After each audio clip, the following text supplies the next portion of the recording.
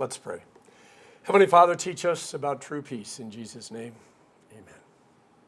Well, the psalm today is wonderful. All the psalms are wonderful, but today, it fits.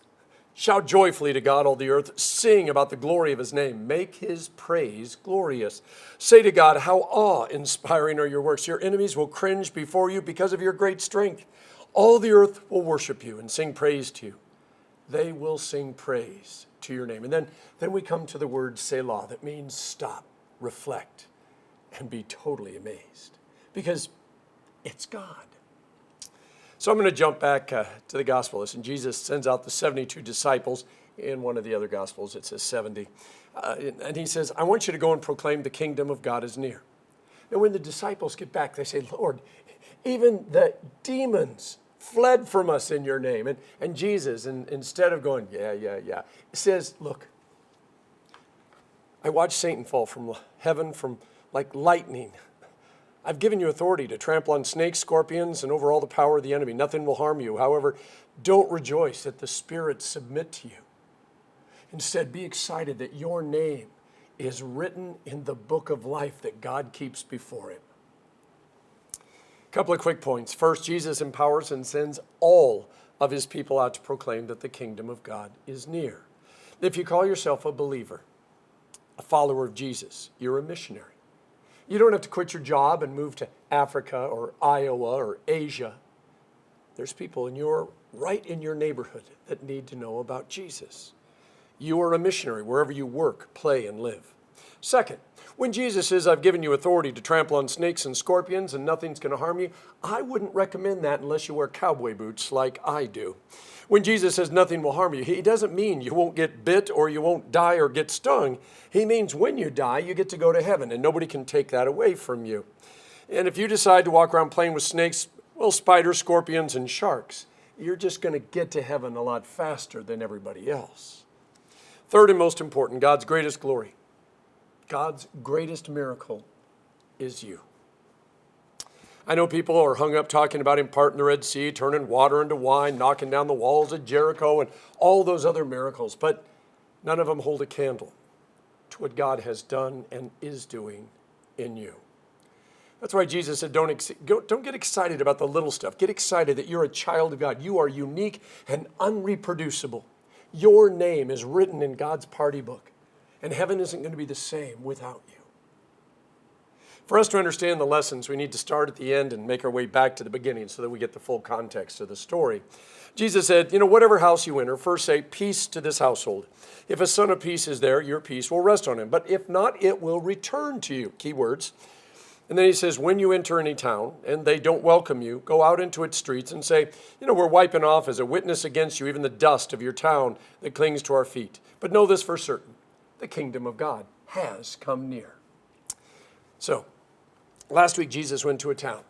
He offered to heal the sick, cast out demons, forgive sins, and that particular town said, go away. We do not want you. This caused James and John to ask, can we call down fire from heaven and show them who's really boss? And again, this is important for us to understand. This is why Jesus is saying what he's saying today. Got to remember the context from last week. Can you imagine if calling down fire from heaven was a perk for every follower of Jesus? Every time somebody annoyed you, contradicted you, or cut you off on the H1, you would just pray, fire would fall from heaven, and everybody would say, woo, don't mess with that person.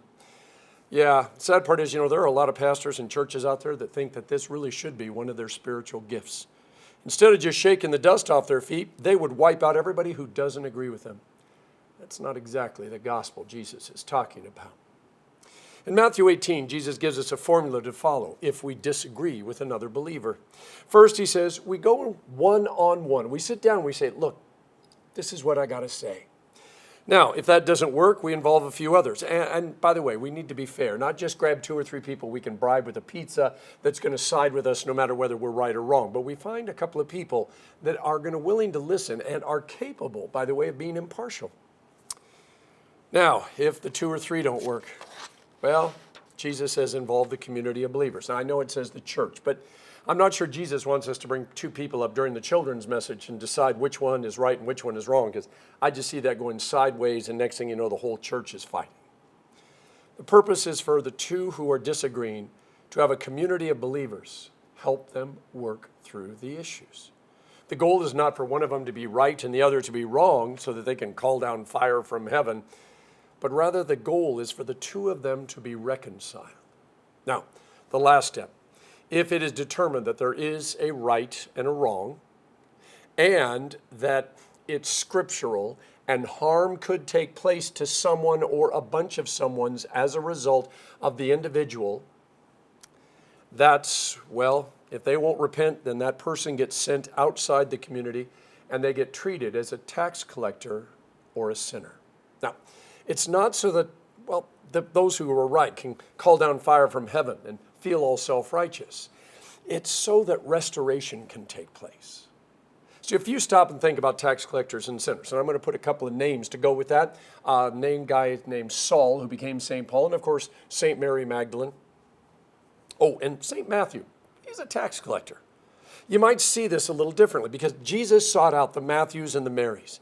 He intentionally went to those who were possessed by demons and had been cast aside, not only by society, but also by the church. He even went to those who had caused great harm to individuals and communities.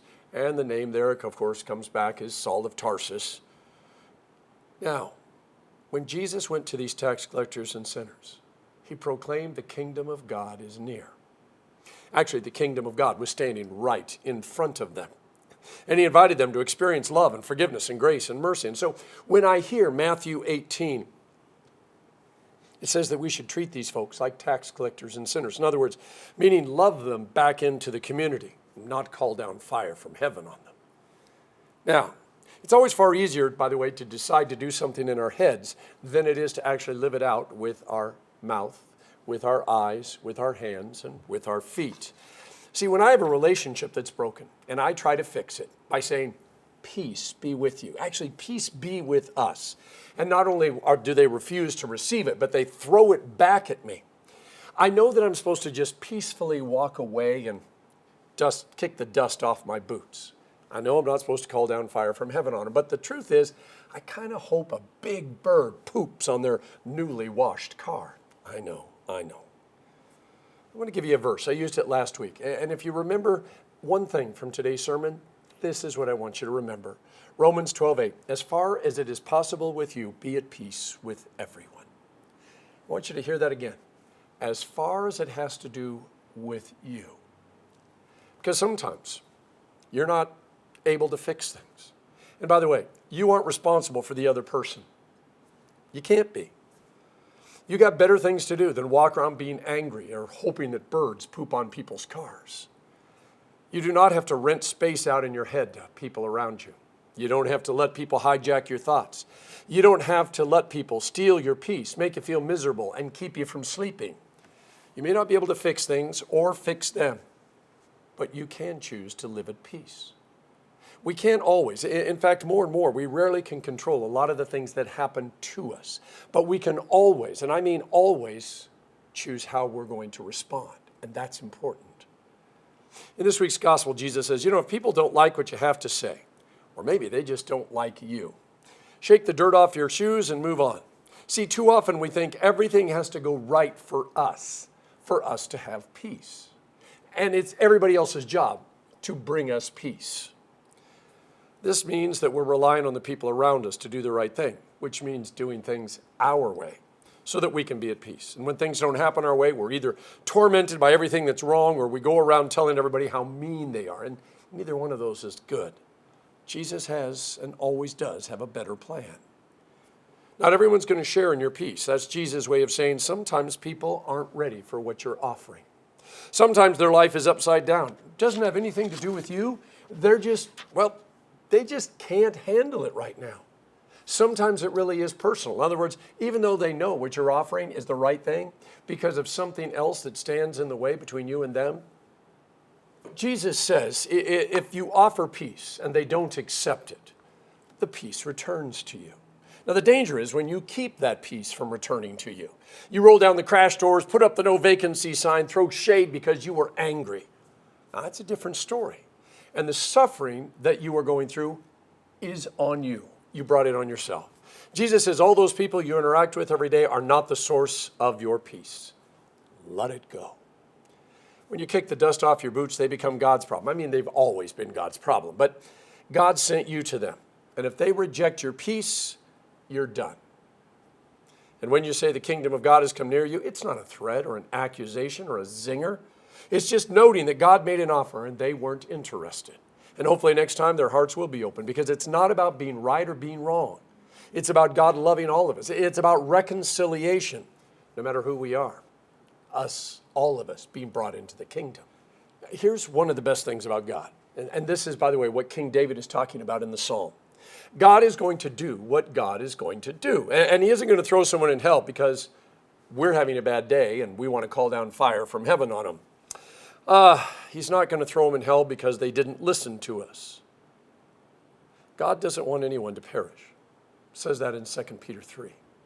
That's not an excuse for us being lazy, but it's comfort when we can't seem to connect them with the gospel.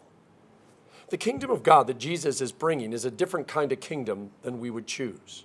We would create a kingdom where we would call down fire from heaven, or make people who disagreed with us wear scarlet letters, or banish them out of the community so that everyone on the inside could make fun of those who were on the outside. But that kind of kingdom doesn't bring peace.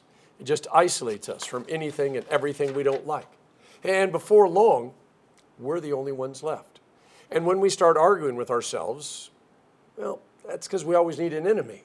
And so, yeah, pretty soon, like I said, when we've banished everybody out of our life, trust me, it starts to tear yourself apart. Jesus' kingdom is a source of peace that doesn't come from other people. Peace isn't because we're right or more correct than everybody else. It doesn't come because everybody agrees with us. It isn't because the kids are fine, our marriage is fine, the school is fine, our neighbors are fine, we have money in the bank, the food in the fridge, our car is bird poop free, that everything's fine. Nope, in Jesus' kingdom, all those things could be a mess. And we could still have peace because we are loved, we are forgiven, we are covered in grace, even if we're covered in bird poop. True peace, kind that surpasses all human understanding, is found where the gospel makes itself known through God's mercy, his forgiveness, his love, and his grace.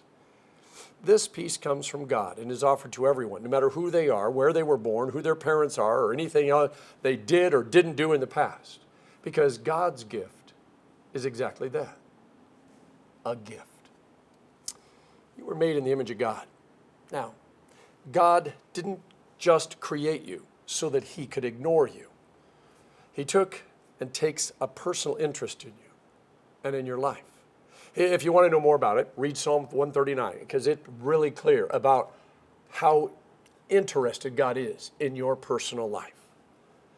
But for now, it's enough to know that this image, this holy and beautiful, but unfortunately because of sin, image is fractured.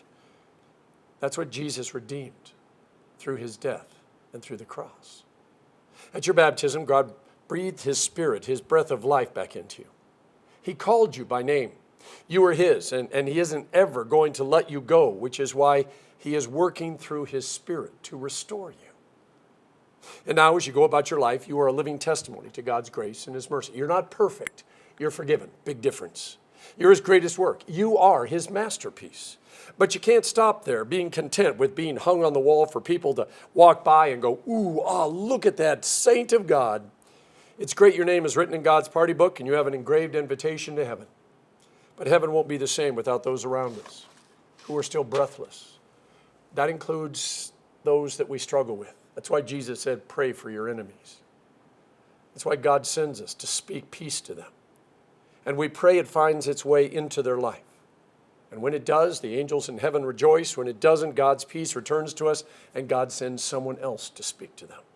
God really doesn't want anyone to perish, and he will give them every chance that he can. That's how great the love of God is. Now, God isn't just interested in making us better people. He wants to teach us to love and to forgive the way that he loves and the way that he forgives. He doesn't need us to be perfect. That's what Jesus is for. He just needs us to be forgiven, which means covered in grace and with his breath within us so that the world knows that he is the one that's at work within us. We aren't perfect, not even close. And every time we have his breath knocked out of us, he stoops down and breathes it back into us. That's what God wants the world to see. Not us being perfect, but us being forgiven. And that's what brings that peace that surpasses all human understanding. And you never know who might be watching.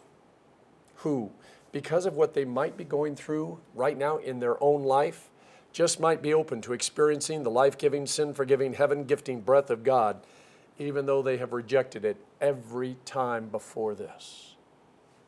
And so we keep going. And we keep speaking the word of God. The kingdom of God has come near. In the name of the Father, and of the Son, and of the Holy Spirit. Amen.